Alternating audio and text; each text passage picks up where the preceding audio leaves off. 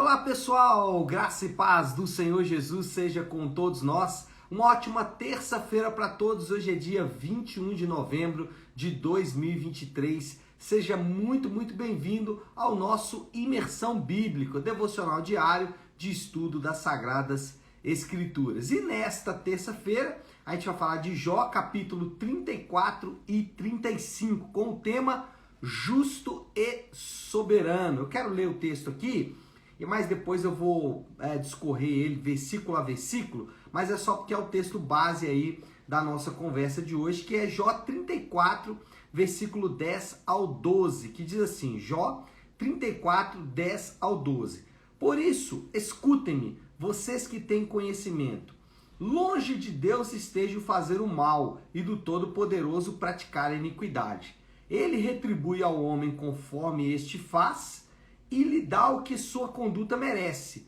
Não se pode pensar que Deus faça o mal, que o Todo-Poderoso perverta a justiça. Bom, Eliú continua a sua refutação dos argumentos anteriores. Lembra que, só para fazer uma contextualização aqui, o Eliú é um dos amigos de Jó. Ele estava até então oculto, ele não tinha aparecido ainda, só tinha aparecido os três anteriores. Ele faz Bildade e Zofar, provavelmente porque Eliú era muito novo e o fato dele não ter falado antes foi comprovado exatamente pela sua fala. Quanto ele foi ofensivo, cáustico, com todo mundo, com Jó, com os amigos de Jó e algumas coisas até bem estranhas assim em relação ao próprio Deus. Mas o ponto aqui qual que é? É que ele vai então continuar a sua refutação dos argumentos tanto de Jó como dos amigos de Jó. Ele se dirige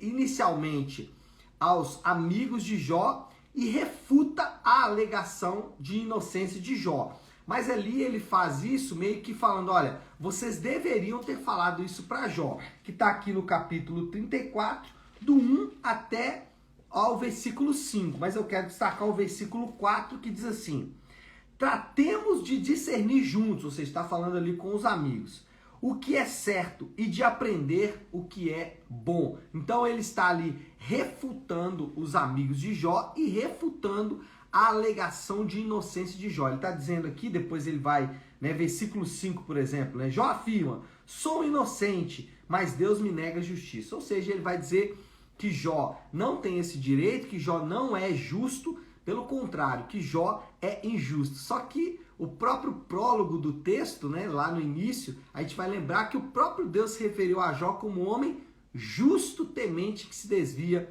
do mal. Então o Eliú está indo contrariamente ao que Deus pensa aqui, ainda que ele tenha dito que ele tem o Espírito de Deus, lá nos capítulos anteriores. Bom, depois ele se volta para Jó, depois de falar com os amigos ali, falar também com Jó. Agora a atenção dele é toda em Jó, e ele insiste com Jó que a soberania e a justiça de Deus são inseparáveis. Ele vai dizer, Jó, se Deus é soberano, é justo. Lembra que Jó, ele meio que exigiu ou esperava a justiça de Deus? Nos capítulos anteriores a gente viu isso. Jó por vezes falava, olha, quem dera eu tivesse alguém para me representar diante de Deus, quem dera eu pudesse apresentar para Deus a minha defesa e tal. Então, Jó, ele alegou isso mesmo, que a soberania de Deus estava distante da sua justiça.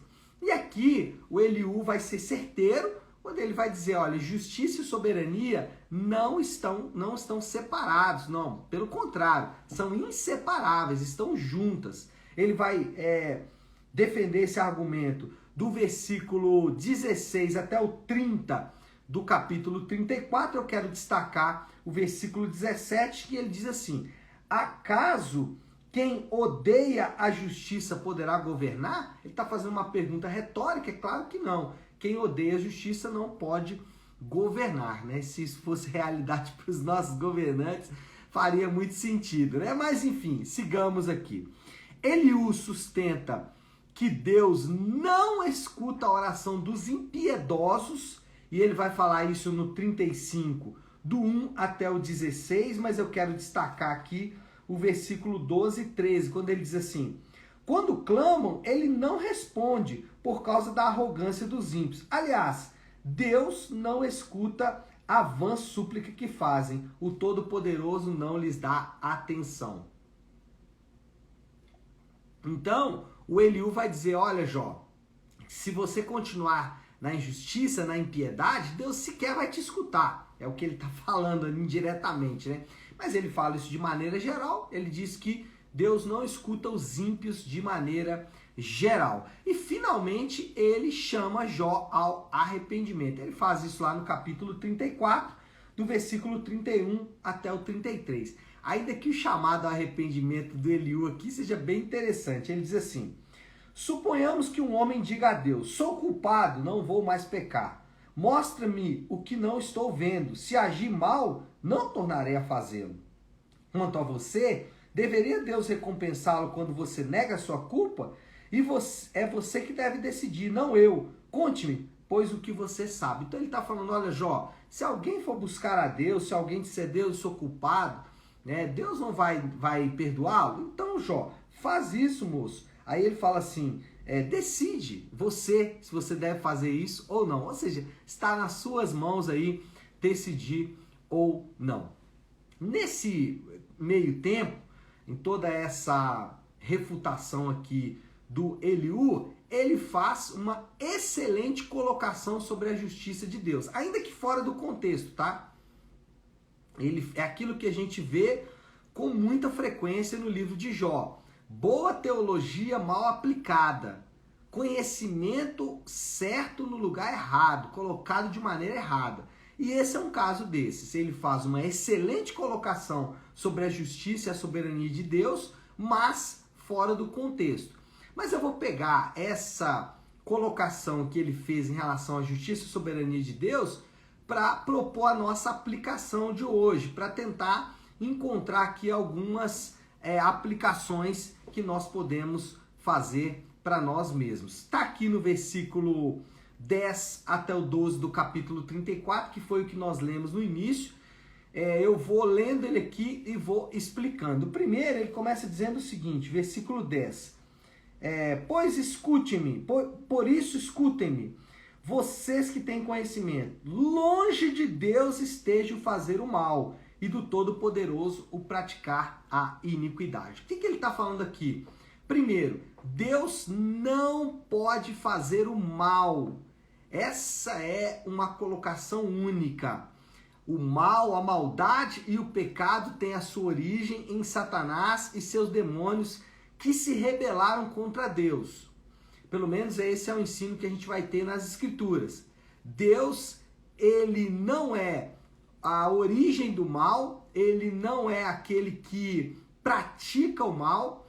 Mesmo assim, Satanás não é autônomo, e o caso de Jó vai mostrar isso.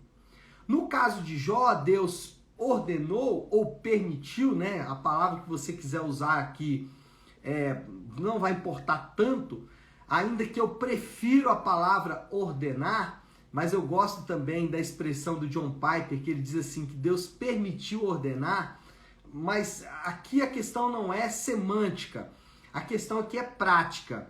Satanás, os seus asseclas, né, eles são os agentes do mal. O pecado é a grande essência do mal. E o mal, o pecado, ele é simplesmente a ausência do bem. Pelo menos assim nos explicou Agostinho de Hipona. O mal, ele é a ausência do bem. A ideia de que a luz, aliás, as trevas, ela é só ausência de luz. As trevas não existem como essência, como substância. A luz sim existe. As trevas são apenas quando não há luz. O mal é a mesma coisa. O mal é a ausência do bem, é a distância do bem. Então, Agostinho vai explicar desta maneira, e o texto aqui de Jó vai exatamente nessa direção. Deus, ele não é aquele que faz o mal, pratica a iniquidade. Falar que Deus pratica a iniquidade é blasfemar contra o Senhor. O texto é claro nesse sentido. Contudo, o caso de Jó, ele é significativo, para mostrar que Deus, por vezes, vai ordenar ou permitir o mal. Que Satanás não é um indivíduo autônomo, ele não faz o que quer, ele não pode agir sem que Deus ordene ou permita.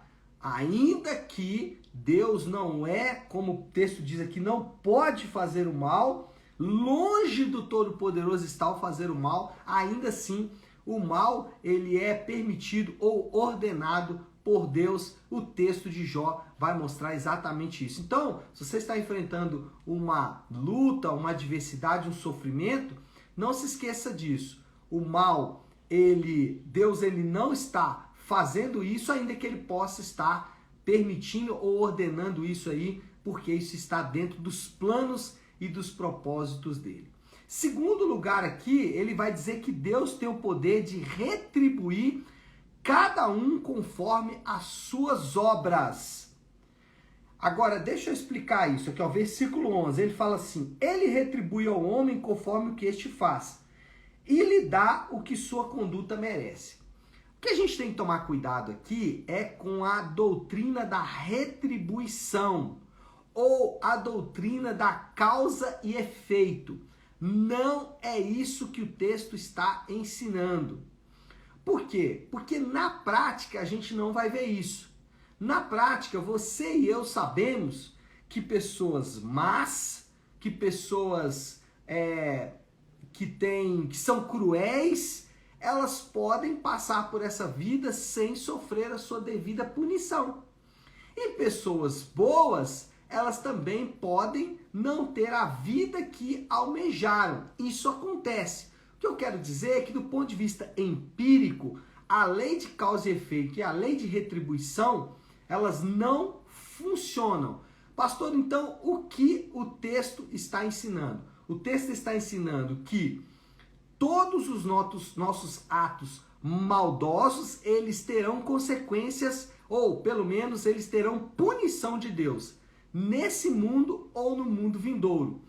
Cada um dos pecados que os homens cometem, esses pecados serão punidos por Deus. Cada um deles, mesmo aqueles que a gente acha que saem impune.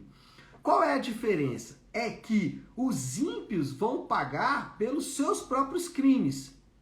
Eles vão pagar pelos seus próprios atos. E os crentes estão apoiados na graça de Deus. Então, o que o texto está ensinando é simplesmente que ninguém pode escapar da justiça de Deus, mas que os crentes eles estão apoiados na graça de Deus. É a graça de Deus que nos dá a segurança de que a punição dos ímpios não vai cair sobre nós, mas vai cair sobre aquele que absorveu a nossa culpa, no caso Jesus. O pecado vai continuar sendo punido, tá? Perdão do pecado não significa que não haverá punição do pecado. Perdão do pecado significa que Deus absorve a punição. E é o que ele fez em Jesus. E terceiro, Deus sempre manifesta a sua justiça. Então vamos lá, só para recapitular. Deus não pode fazer o mal, ainda que todo mal ou ele é ordenado ou permitido por Deus. Segundo, Deus ele tem poder para retribuir cada um conforme as suas obras, nenhum pecado sai impune. Terceiro, Deus sempre manifesta a sua justiça. E ele vai dizer isso no versículo 12. Não se pode nem pensar que Deus faça o mal, que o Todo-Poderoso perverta a justiça. Isso aqui é significativo, sabe por quê? Lembra que ontem nós estávamos falando sobre relacionamentos? E nós dissemos o seguinte, que um dos aspectos ali do orgulho é querer vingança. E por vezes a gente quer isso mesmo. Só que a gente tem que lembrar que o Senhor, ele é o justo juiz. O que eu quero dizer com isso? É que isso aqui é um conforto para pessoas que foram ofendidas. Se você foi ofendida por alguém, se alguém falou mal do seu caráter, falou mal da sua natureza, falou mal de alguém da sua família, enfim, né? Se alguém te fez mal de alguma forma, você e eu podemos confiar naquele que não pode perverter a justiça. Por quê? Se você busca a vingança, você se torna pior do que a pessoa que te ofendeu. Então, para não se tornar pior do que a pessoa que te ofendeu, qual é o caminho? É confiar que Deus ele vai fazer a sua justiça. Lembra, essa justiça pode ser feita diretamente no indivíduo ou pode ser feita no nosso Salvador. Por quê? Porque aquela pessoa também pode ser salva em Jesus Cristo. O ponto é que ninguém escapará impune da justiça de Deus. Ninguém, absolutamente ninguém. Todos terão que comparecer ou terão que prestar contas ao justo juiz. É isso que Eliú vai ensinar aqui nesse texto, que é um texto realmente bem interessante. Bom, moral da história, os crentes podem confiar na sabedoria. Os crentes, deixa eu tomar mais água aqui, né? Os crentes podem confiar na soberania e na justiça poderosa de Deus concedida a eles por sua graça amorosa. Então nós podemos confiar aí na justiça de Deus concedida a todos nós pela graça soberana, graça amorosa de Deus. E o desafio do Léo, a aplicação final aqui para a gente poder orar, assim como todo o livro de Jó, nós somos convocados a confiar em Deus. E nesse caso, no caso aqui da justiça, nós também somos convocados a confiar a confiar em Deus, na justiça de Deus. Confie na justiça de Deus. Não confie na sua justiça própria.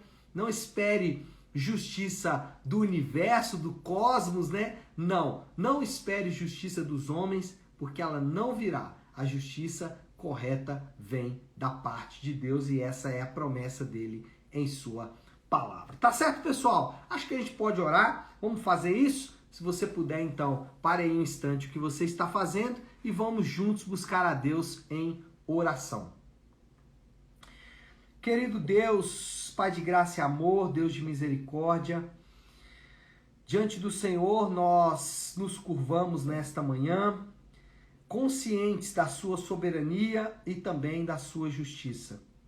Obrigado, Deus, porque não falta para nós evidências de que o Senhor é justo e de que o Senhor é soberano. E essa confiança, Pai, nos é absolutamente confortável, porque ao confiar, Senhor Deus, na sua justiça e na sua soberania, nós podemos descansar. E assim o fazemos em nome de Jesus.